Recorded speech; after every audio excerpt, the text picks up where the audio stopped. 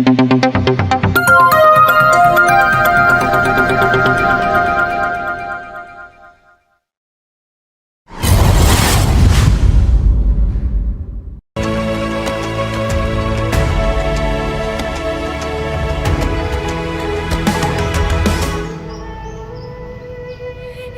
memilih apa yang kau suka.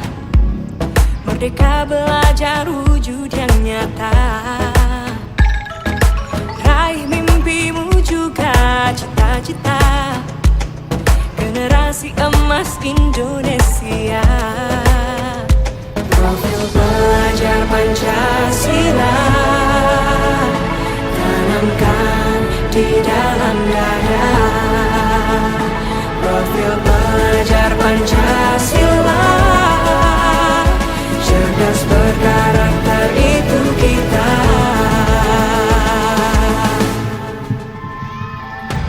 Beriman dan bertakwa pada Tuhan Yang Maha Esa.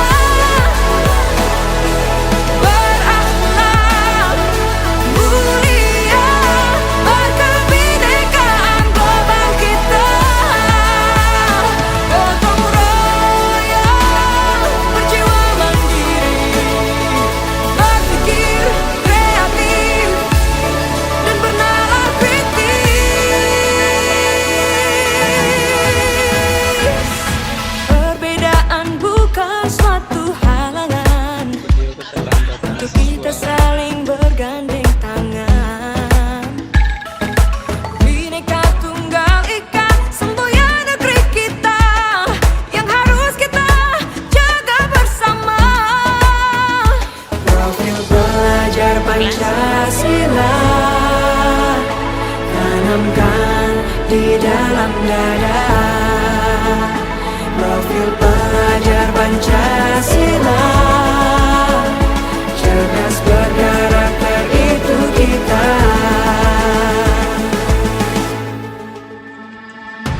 Beriman dan bertakwa pada Tuhan Yang Maha Esa.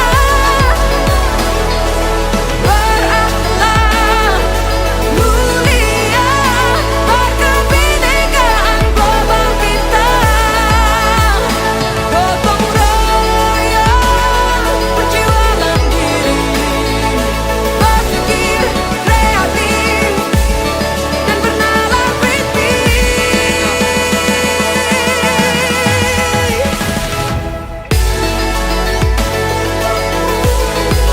Profil belajar Pancasila.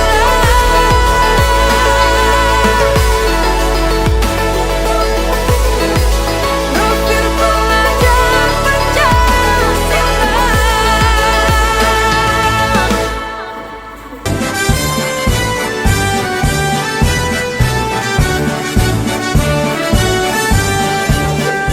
Bulatkan tekad, kuatkan hati. Negeri ini memanggilmu kawan. Belajar bergerak berbagi untuk negeri. Guru penggerak majukan pendidikan.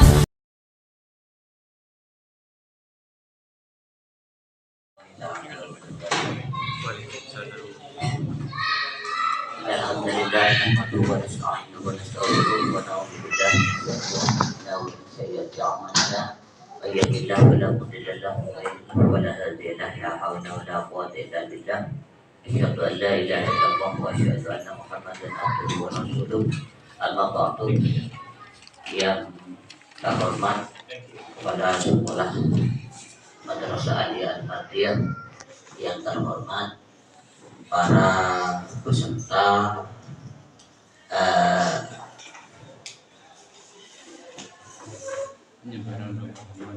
pelatihan menyebarkan pemahaman dan penerapan pengalaman budaya positif yang nanti akan disampaikan oleh guru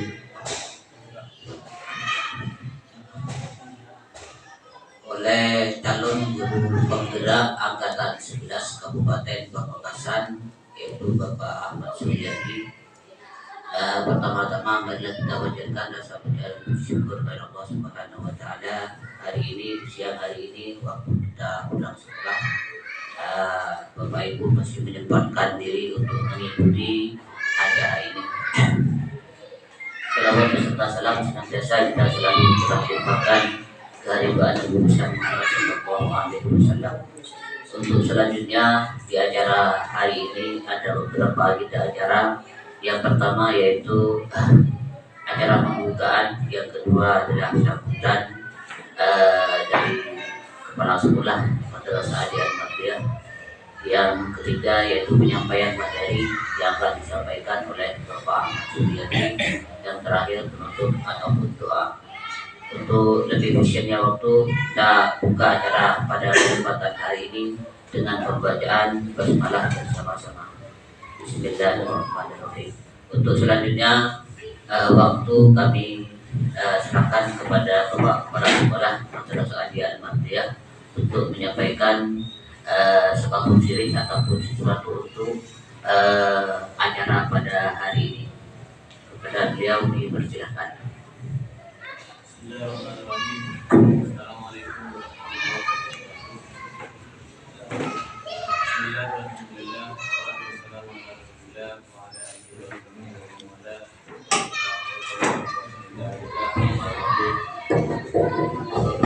Yang saya hormati Allah Subhanahu wa taala, karena pagi ini kita masih dipertemukan dalam suasana yang bahagia. Mudah-mudahan aktivitas kita hari ini pada Allah Subhanahu wa taala dicatat sebagai tambahan ibadah dan mendapatkan pahala dari Allah, serta mendapatkan syafaat dari Nabi kita Muhammad sallallahu alaihi wasallam. Bapak Ibu guru yang saya hormati, belajar bagi seorang guru tidak ada batas akhir, karena belajar bagian dari ikhtiar guru untuk meningkatkan keprofesionalan guru atau pendidik dalam rangka menyongsong masa depan yang lebih baik. Oleh karena apalagi yang dipelajari adalah sesuatu yang baru dan sifatnya baru, maka guru dituntut untuk selalu merdeka dalam belajar maupun dalam mengajar, terutama hal-hal yang bersifat baru, dan memang tuntutan untuk selalu memperbaharui sesuatu yang sudah sama, terutama menyangkut masalah-masalah yang berhubungan dengan tugas Bapak Ibu guru sebagai pendidik sekaligus sebagai pengajar. Oleh karenanya saat ini akan ada teman-teman kita yang akan memberikan tambahan ilmu baru bagi Bapak Ibu guru, yang akan menyampaikan tentang penyebaran, pemahaman dan penerapan di lingkungan pendidikan, khususnya di Madrasah Al-Madiyah. Ilmu ini bagi kita mungkin ada yang sudah biasa mendengar, atau mungkin masih baru pertama kali mendengar. Walaupun ini sebuah istilah, walaupun saya yakin bahwa setiap hari Bapak Ibu sudah terbiasa dengan budaya positif, sebetulnya hanya istilah mungkin nanti yang berbeda, walaupun setiap harinya Bapak Ibu sudah menerapkan apa yang disebut budaya positif. Oleh karenanya saya berharap dari pertemuan bagian ini, saya berharap nanti Bapak Ibu setelah selesai mengikuti ini ada sesuatu yang bisa dijadikan pegangan dalam Bapak Ibu mengajar, terutama hubungannya dengan budaya positif. Yaitu ada yang positif, ada yang negatif. Selama ini mungkin Bapak sudah biasa melaksanakan, walaupun belum mengenal bahwa apa yang Bapak sampaikan, contohkan bahwa ini sudah positif. Dengan adanya materi-materi seperti ini, mungkin Bapak nanti akan tahu ternyata saya sudah melakukan apa yang disebut dengan budaya positif. Yang selama ini kita belum tahu bahwa itu sebetulnya budaya positif. Olehnya hari mari Bapak Ibu betul-betul menikmati, menghayati, dan mengamalkan apa yang didapat oleh narasumber tadi. Mudah-mudahan acara ini bermanfaat, khususnya bagi kita sebagai insan pendidik yang dituntut untuk selalu berkembang, selalu update terhadap perkembangan, terutama perkembangan teknologi. Dan mudah-mudahan acara ini berkah. Amin. Assalamualaikum warahmatullahi wabarakatuh.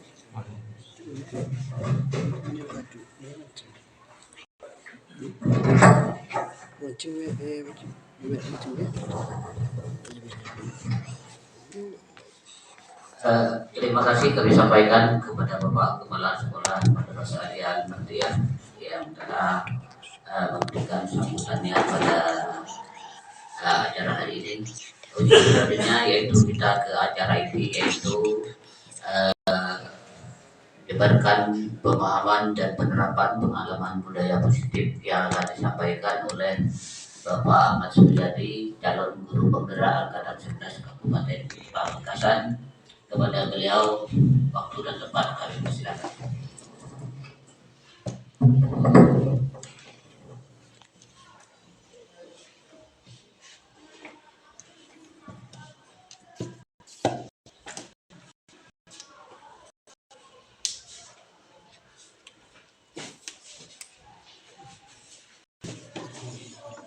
Bismillahirrahmanirrahim. Warahmatullahi wabarakatuh.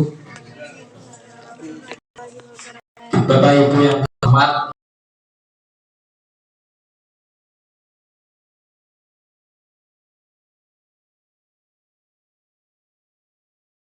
pendekatan dirinya sehingga mampu mandiri dan bertanggung jawab.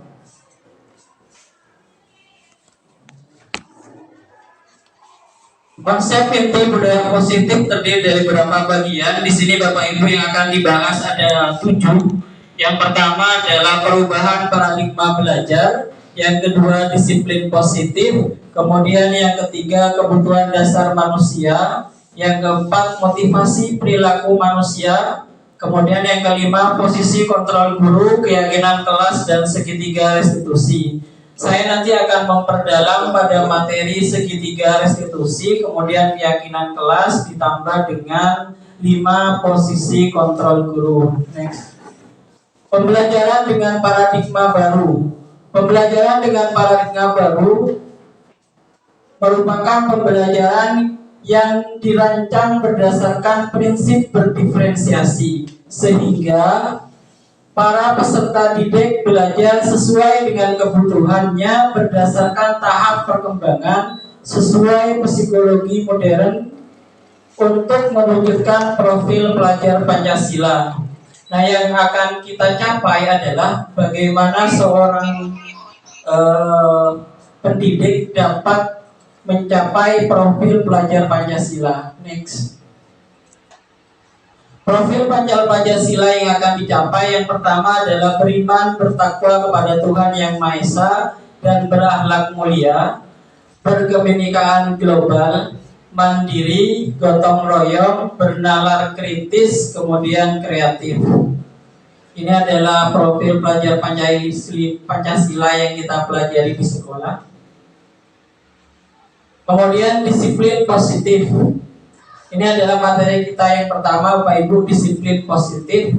Disiplin positif adalah pembiasaan hal-hal yang baik di sekolah, mencakup sikap atau perilaku maupun tutur kata oleh seluruh warga sekolah, terutama bagi murid agar dapat berkembang menjadi pribadi yang kritis, mandiri, bertanggung jawab. Sebagai pendidik, tujuan kita adalah menciptakan peserta didik yang memiliki disiplin diri sehingga mereka berperilaku menjadi nilai-nilai kebajikan universal dan memiliki motivasi diri menuju perubahan perilaku ke arah yang lebih baik. Kemudian yang kedua, kebutuhan dasar manusia. Kebutuhan dasar manusia merupakan segala sesuatu yang kita lakukan untuk mendapatkan apa yang kita inginkan. seluruh tindakan yang kita lakukan memiliki tujuan. Semua usaha terbaik yang kita lakukan agar kebutuhan dasar kita terpenuhi dengan baik.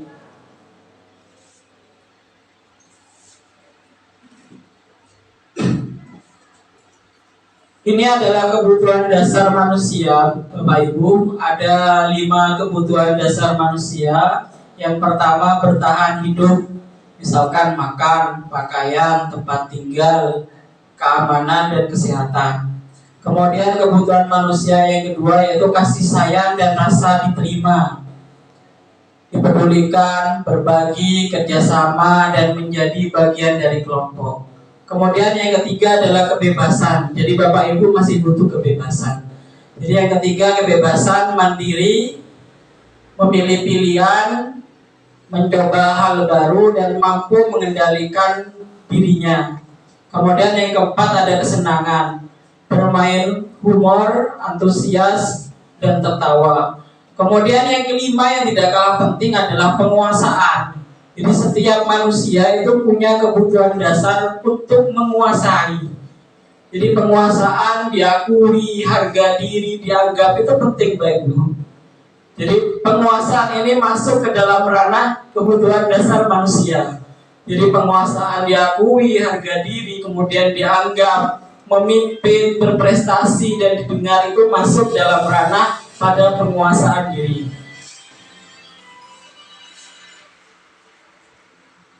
Kemudian motivasi manusia melakukan sesuatu. Jadi ketika di sini ada 3 Bapak Ibu, motivasi perilaku manusia untuk menghindari ketidaknyamanan atau hukuman. Jadi ada siswa yang tidak datang terlambat karena dia takut dihukum, itu yang pertama. Kemudian yang kedua, untuk mendapatkan imbalan atau penghargaan dari orang lain. Jadi tidak datang terlambat karena untuk dihargai. Kemudian yang ketiga, tidak datang terlambat misalkan untuk menjadi orang yang mereka inginkan dan menghargai diri sendiri dengan nilai-nilai yang mereka percaya. Nah, ini yang ketiga Bapak Ibu. Jadi mereka datang ke sekolah karena mempunyai motivasi dalam dirinya. Nah, yang ingin saya tekankan di sini dari pembahasan 6 materi itu adalah posisi di sini. Posisi kontrol guru terhadap murid. Ada 6 posisi kontrol guru, ada 5 posisi kontrol guru terhadap yang murid. Yang pertama adalah penghukum, yang kedua adalah pembuat merasa bersalah, yang ketiga guru sebagai teman, yang keempat guru sebagai pemantau, dan yang kelima guru sebagai manajer. Kita bahas satu-satu Bapak Ibu. Yang pertama, guru seorang penghukum. Seorang penghukum bila menggunakan hukuman fisik maupun verbal yang menjalankan posisi penghukum. Orang-orang senantiasa mengatakan bahwa sekolah memerlukan sistem atau alat lebih menekankan murid-murid lebih dalam lagi. Guru-guru yang dapat menerapkan posisi penghukum akan berkata, patuhi aturan sekolah, patuhi aturan sekolah, patuhi aturan saya, atau awas kamu selalu saja terlambat. Misalkan ini adalah posisi penghukum. Selalu yang terakhir kamu datang. Ini adalah posisi penghukum. Guru seperti ini senantiasa percaya hanya ada satu cara agar pembelajaran bisa berhasil, yaitu cara dia. Ciri khas penghukum adalah nada suara tinggi, bahasa tubuh, mata melotot, dan jari menunjuk-nunjuk dan menghardik. Itu adalah posisi guru penghukum. Kemudian yang kedua, membuat merasa bersalah. Posisi guru yang kedua adalah posisi guru membuat merasa bersalah. Membuat merasa bersalah akan menggunakan keheningan yang membuat orang lain merasa tidak nyaman, bersalah atau rendah diri. Kata-kata yang keluar dengan lembut akan seperti, Bapak sangat kecewa sekali dengan kamu. Di sini tidak dihukum Bapak Ibu, Hanya saja siswanya bagaimana munculkan siswa itu rasanya punya bersalah. Di posisi ini, murid akan memiliki penilaian diri yang buruk tentang diri mereka. Murid merasa tidak berharga dan telah mengecewakan orang-orang yang disayanginya. Konsekuensi logis dari akibat penerapan peran kontrol pembuat rasa bersalah adalah murid akan merasa bersalah. Bersalah telah mengecewakan ibu bapak gurunya. Murid akan merasa menjadi orang yang gagal dan tidak sanggup membahagiakan orang lain. Itu yang kedua. Kemudian yang ketiga, posisi guru sebagai teman. Kalau posisinya guru sebagai teman, Bapak Ibu guru tidak marah. Hanya saja misalkan, tolong bantu saya ya nak, jangan rame. Itu biasanya posisinya guru sebagai teman. Jadi tidak dihukum. Tolong tugasnya dikerjakan, itu adalah fungsi teman. Tolong tugasnya dikerjakan, nanti saya dimarahi kepala sekolah tanpa memberikan hukuman, itu berarti guru posisinya sebagai teman. Teman tidak menyakiti murid, namun akan tetap berupaya mengontrol murid melalui pendekatan persuasif. Persuasif maksudnya mengajak Bapak Ibu. Posisi teman pada guru bisa berdampak negatif atau berdampak positif. Berdampak positif di sini berupa hubungan baik yang terjalin antara guru dan murid. Guru di posisi teman menggunakan hubungan baik dan humor untuk mempengaruhi seseorang. Mereka, guru akan berkata, ayolah bantulah Bapak Ibu. Ya sudahlah, kali ini tidak apa-apa. Nanti Bapak bantu bereskan. Berdampak negatif dari posisi teman adalah bila suatu saat guru tersebut tidak membantu, maka murid akan kecewa dan berkata, saya pikir Bapak adalah teman saya. Jadi dari tiga posisi tadi itu kita bisa memposisikan sebagai teman. Cuman jangan terlalu memposisikan sebagai teman Bapak Ibu. Murid merasa kecewa dan mau lagi berkata, hal lain yang mungkin timbul adalah murid hanya akan bertindak untuk guru tertentu dan tidak untuk guru lainnya. Murid akan tergantung pada guru tersebut. Ini ketika posisinya guru terlalu berada pada posisi guru sebagai teman terhadap murid. Ada positif, ada negatif. Nah, kemudian yang keempat, guru sebagai pemantau.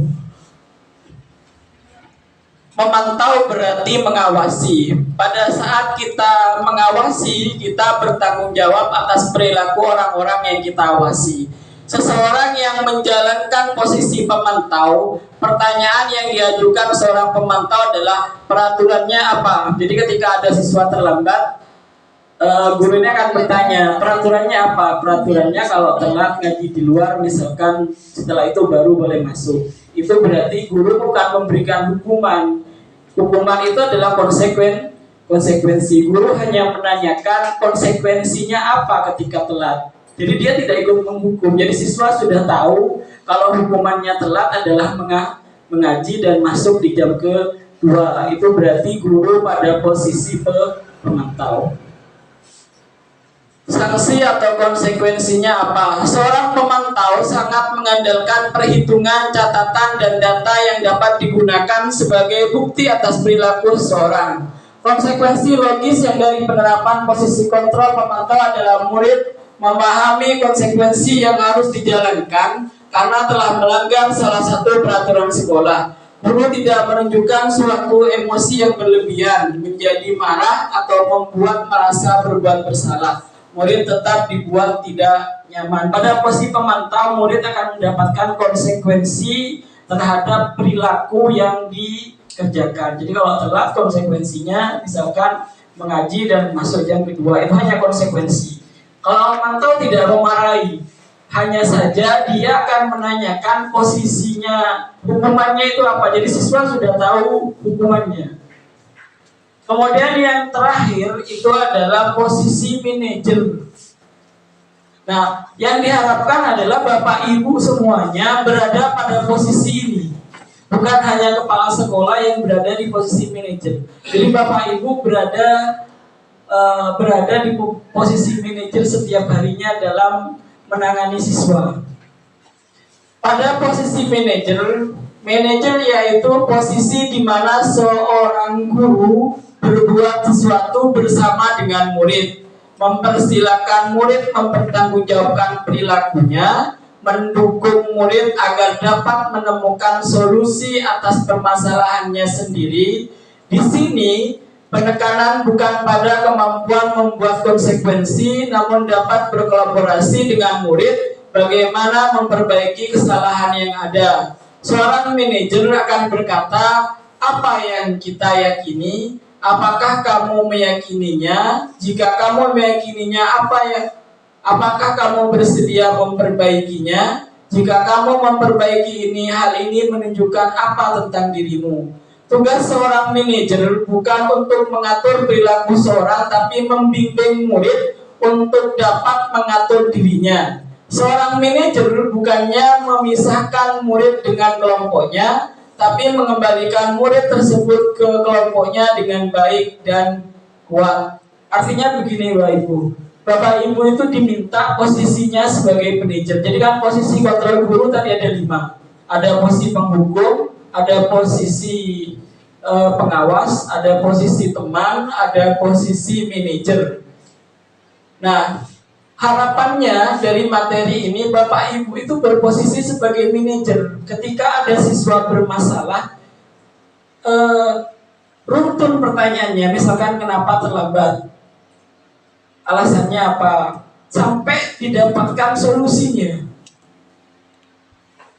Kalau posisi manajer itu sampai pada persentase solusi itu ditemukan. Bagaimana caranya untuk kedepannya siswa itu tidak terlambat, itu pada posisi manajer.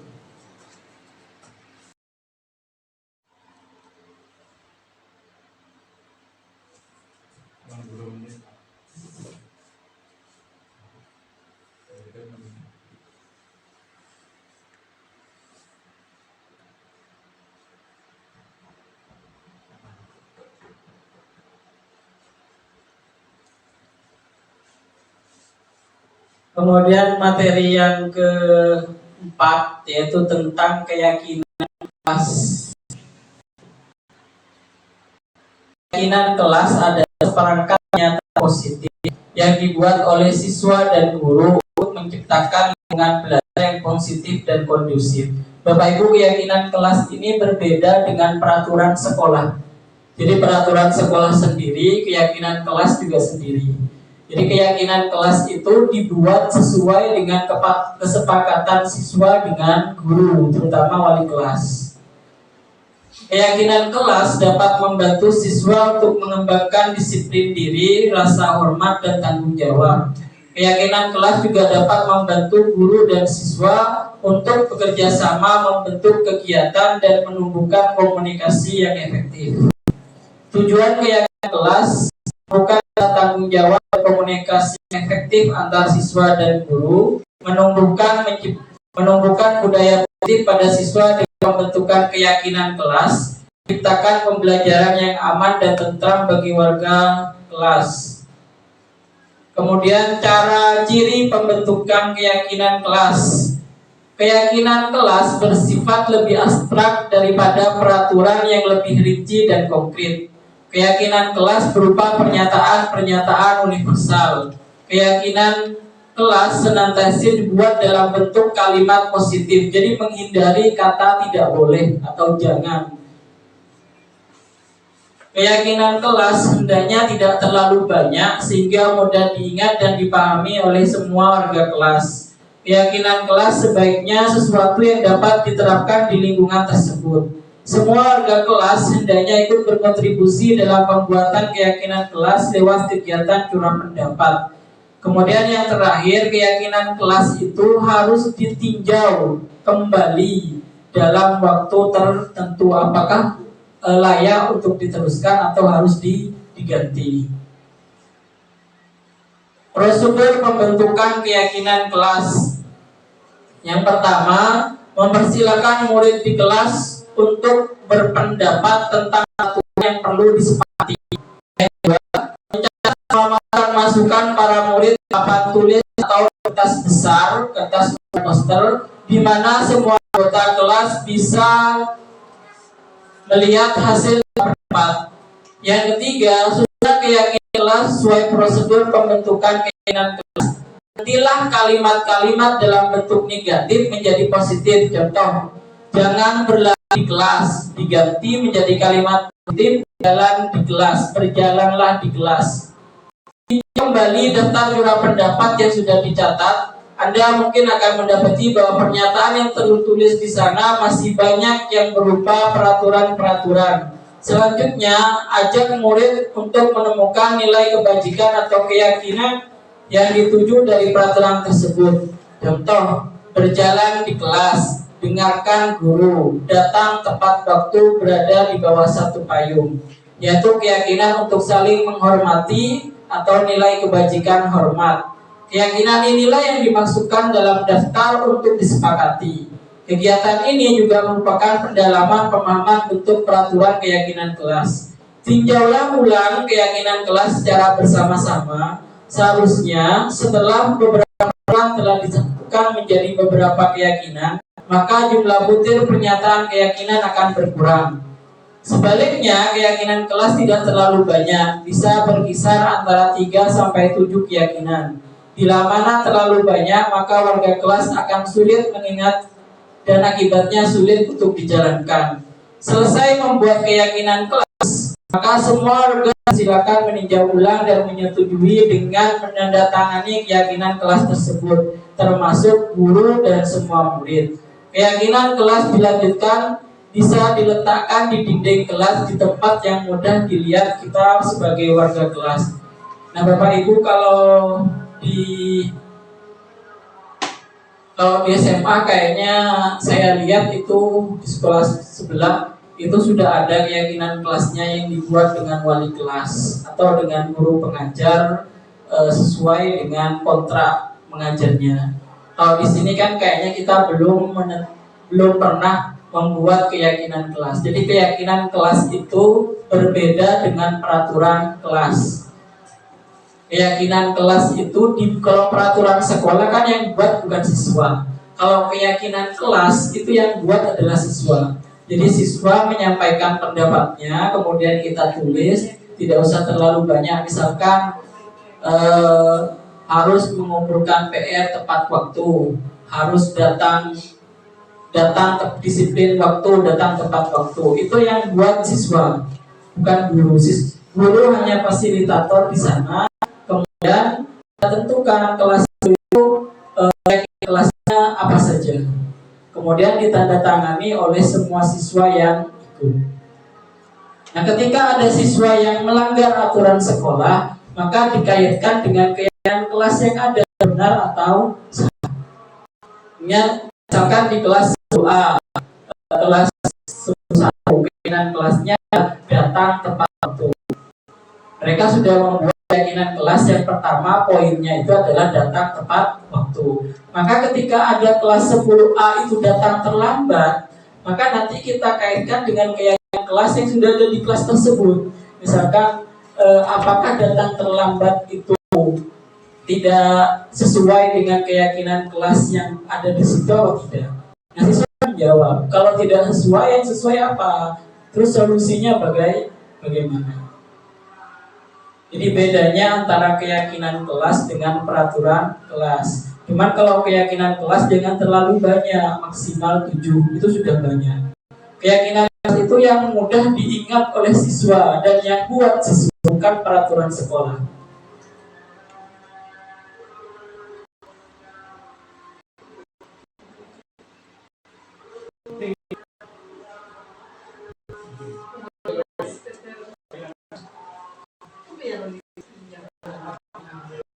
Kemudian yang terakhir Bapak Ibu juga segitiga restitusi. Ini kerjaannya BP sebenarnya, lebih cenderung pada kerjaannya BP. Pengertian segitiga restitusi. Segitiga restitusi merupakan salah satu cara memperbaiki diri untuk mewujudkan disiplin positif. Segitiga restitusi adalah proses menciptakan kondisi bagi murid untuk memperbaiki kesalahannya sehingga karakter mereka lebih kuat ketika kembali pada kelompoknya. Ini adalah tahapan segitiga restitusi. Yang pertama, menstabilkan identitas. Kemudian yang kedua, menanyakan keyakinan. Kemudian yang ketiga, validasi tindakan yang salah. Jadi Bapak Ibu, kalau ada siswa terlambat, pertanyaannya harus runtun. Kenapa terlambat? Alasannya apa? Kemudian terlambat itu ketika dia dikaitkan dengan keyakinan kelas, benar? Kalau mereka mengatakan kalau ini bertentangan dengan keyakinan kelas atau peraturan sekolah, kemudian kita tanyakan alasannya yang sebenarnya apa, maunya bagaimana. Artinya kita memberikan solusi seperti itu. Kimon telat menurut tahun nih. Kemarin sempat dibahas bagaimana seorang siswa ketika sudah ditetapkan segitiga restitusi, tapi tidak berhasil. Nah, pendekatannya segitiga restitusi ini kan hanya satu pendekatan. Jadi Bapak Ibu boleh menggunakan pendekatan yang lain. Nah, yang pertama dari segitiga restitusi adalah menstabilkan identitas.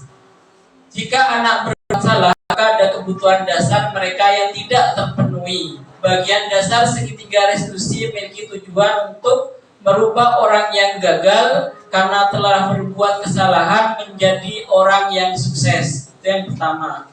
Kemudian, kalimat yang bisa ditanyakan seorang guru ketika melakukan menstabilkan identitas itu seperti ini. Yang pertama, misalnya, berbuat salah itu tidak apa-apa. Tidak ada manusia yang sempurna. Saya juga pernah melakukan kesalahan seperti itu. Kita bisa menyelesaikan ini.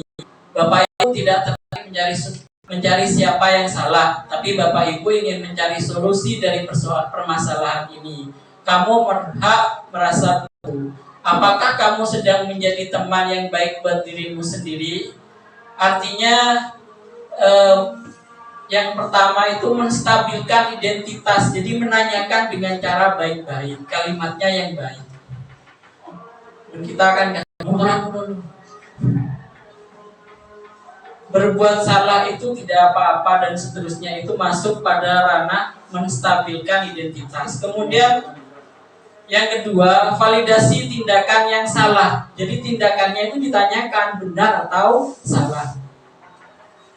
Menurut teori kontrol, semua tindakan manusia baik atau buruk pasti memiliki maksud tertentu. Ketika kita menolak anak yang berbuat salah, dia tetap dalam masalah. Yang dibutuhkan adalah kita memahami alasan melakukan hal tersebut sehingga anak merasa dipahami. Kalimat yang bisa digunakan Bapak Ibu adalah, padahal kamu bisa melakukan yang lebih buruk dari ini. Kamu pasti punya alasan mengapa kamu melakukan hal ini. Kamu patut bangga pada dirimu sendiri karena kamu telah melindungi sesuatu yang penting buatmu. Kamu boleh mempertahankan sikap itu, tapi kamu harus menambahkan sikap yang baru. Ini adalah validasi tindakan yang salah. Kemudian yang ketiga, menanyakan keyakinan. Penting menanyakan ke anak tentang kehidupan ke depan yang diinginkan. Ketika mereka sudah menemukan gambaran masa depannya, guru dapat membantu mereka untuk tetap fokus pada gambarannya. Melalui segitiga institusi, kita dapat mewujudkan mereka menjadi murid yang merdeka. Mereka mampu menyelesaikan masalah dan motivasi tertentu dan bertanggung jawab terhadap pilihannya. Pernyataan di bawah ini menghubungkan keyakinan anak dengan keyakinan kelas. Apa yang kita percaya salah satu sebagai kelas atau keluarga. Apa nilai umum yang kita sepakati? Apa pandangan kita tentang kelas yang ideal? Kamu mau jadi orang seperti apa? Penting untuk menanyakan ke anak kita seperti apa nanti yang mereka inginkan. Apakah kamu ingin menjadi orang sukses, bertanggung jawab, atau bisa dipercaya? Kebanyakan anak akan mengatakan ya, tapi mereka tidak tahu bagaimana caranya jadi seperti itu.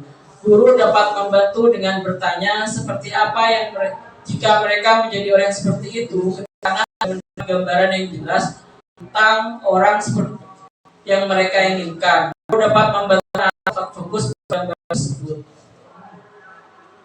Upaya yang bisa saya sampaikan diberikan pada sesi tanya jawab. Mungkin apa yang saya sampaikan kurang jelas, dan saya yakin kurang jelas.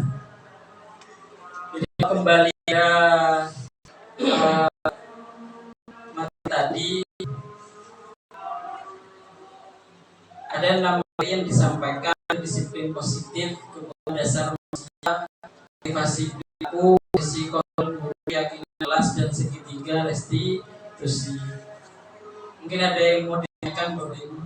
Ini untuk keyakinan kelas itu dibuat kelas dengan setiap guru masing-masing. Apa berlaku semua guru?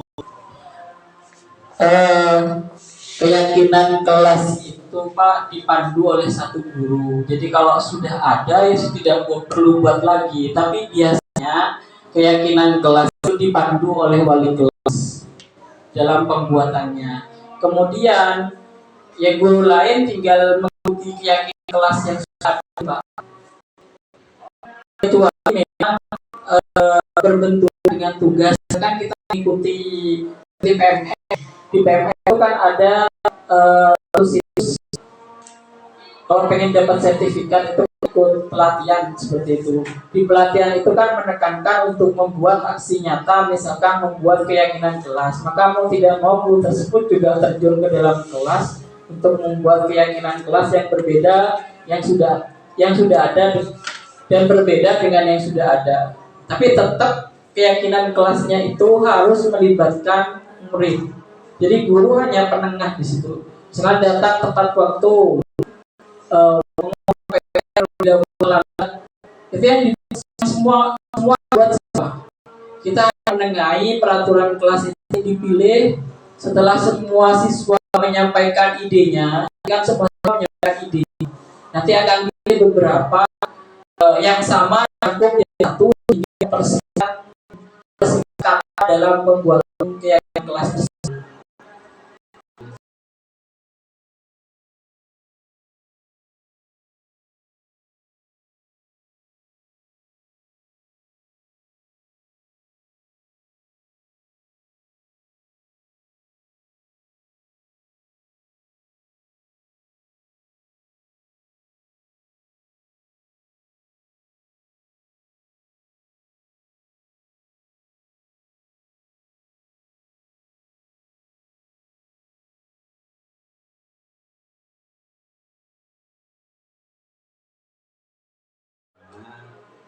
Tidak ada kalimat disiplin misalnya. Ya. Itu misalnya ada disiplin misalnya. Guru ini merasa perlu guru A, padahal kan di kelas sudah ada katanya hanya 3 ya, tidak ada disiplin. Kemudian guru ini perlu memasukkan kata-kata disiplin. Apakah guru 1 misalnya atau 2 guru ini bisa menambahkan di bahasa kasarnya di keyakinan kelas? Berlaku 2 guru itu mengusulkan misalnya. Guru kalau memang peraturan yang disampaikan siswa ada yang kurang, dari guru boleh mengutarakan, tapi disepakati siswa benda. Misalkan pada waktu pembuatan, semua siswa kan berpendapat. Nah, yang dibuat dan diterapkan di perkuliahan calon guru penggerak itu, selama itu datang dari peserta yang menyampaikan, itu diambil semua. Cuman kalau di murid mungkin kalau yang saya buat kemarin yang disampaikan murid saja yang ditulis. Iya, umpama disiplinnya ditolak misalnya. Kadang-kadang terlambat ditolak misalnya di murid di keyakinan kelas misalnya. Guru berarti tidak punya bahasa kasarnya, tidak bisa memaksakan keyakinan positif disiplin dimasukkan ke kelas, keyakinan kelas. Ya bisa Pak kalau ditolak. Iya, kekurangannya juga, tidak ada kontrolnya. Tapi kan kontrolnya guru di situ bagaimana caranya memasukkan nilai-nilai yang positif kan seperti itu. Saya yakin tidak ditolak siswa. Mahasiswa sepakat sekelas, jangan terlambat dimasukkan ke kelas. Ya gitu. Bisa saja, tapi kayaknya tidak mungkin Pak. Mungkin dari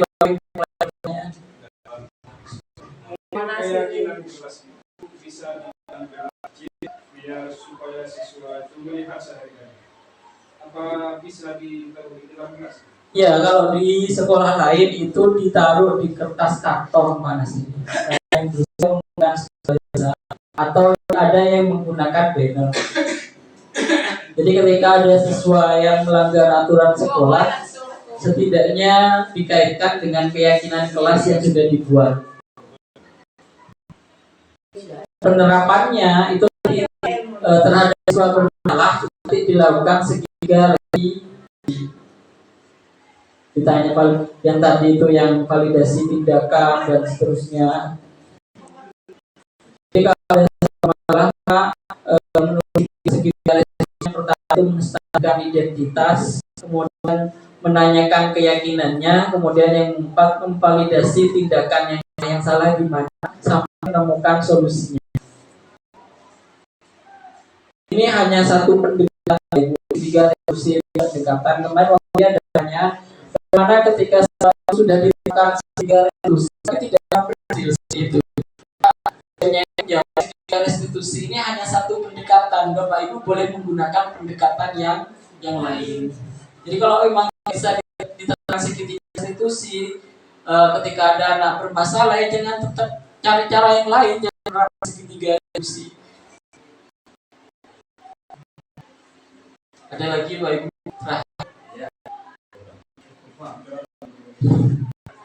Kalau tidak ada, saya akhiri. Saya berikan moderator.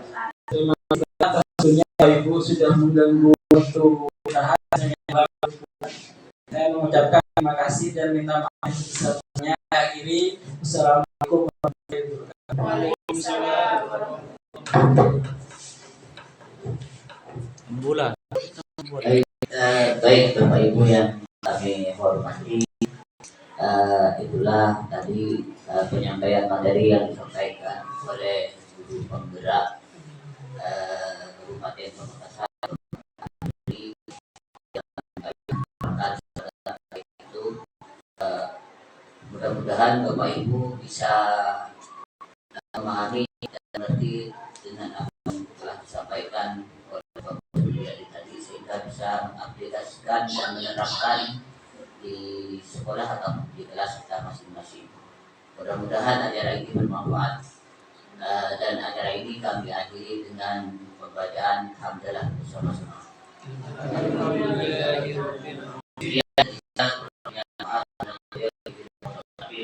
Assalamualaikum warahmatullahi wabarakatuh.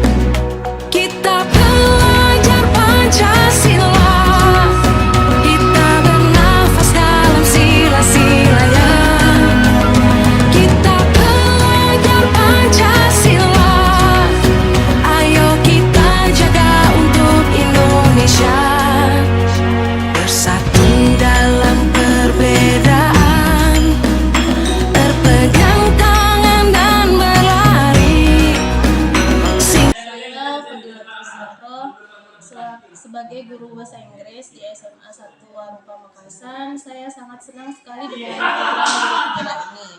Sehingga Bapak Suryadi bisa mengembangkan kemampuannya di kelas, membuat siswa aktif mengikuti pelajaran, dan harapan saya Pak Suryadi bisa menjelaskan kepada teman-teman yang lain caranya tersebut bagaimana. Oke, terima kasih. Wassalamualaikum warahmatullahi wabarakatuh. Assalamualaikum warahmatullahi wabarakatuh. Saya Nurul Hidayati, guru SMA Negeri 1 Warupa Makassar. Saya setuju dengan adanya program guru penggerak karena guru penggerak itu menginspirasi kami guru-guru yang lain. Nah, kebetulan di sini rekan kami Bapak Ahmad Suryadi sekarang adalah calon guru penggerak angkatan 11. Saya lihat Pak Suryadi ketika masuk ke program guru penggerak sudah sangat lebih aktif lagi, kemudian menginspirasi teman-teman yang lain juga, dan banyak memberikan pelajaran bagi teman-teman yang lain, khususnya program-program guru penggerak yang bisa diimbaskan kepada teman-teman yang lain. Semangat terus Pak Suryadi, sukses di CGP Angkatan 11.